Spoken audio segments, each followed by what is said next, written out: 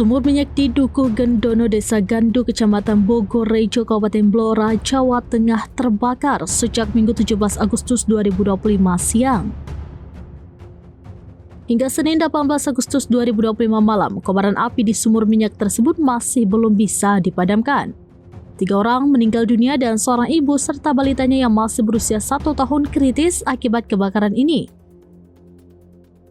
Puluhan kepala keluarga atau kakak juga harus mengungsi dan menjauh dari lokasi kebakaran. Sumur yang terbakar itu merupakan sumur minyak rakyat yang dikelola oleh warga setempat secara mandiri, bukan perusahaan resmi seperti Pertamina.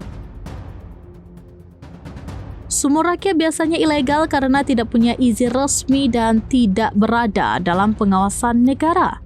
Kepala Pelaksana Badan Penanggulangan Bencana Daerah atau BPBD Blora, Mulyowati, menuturkan kebakaran terjadi pada pukul 11.30 waktu Indonesia bagian Barat.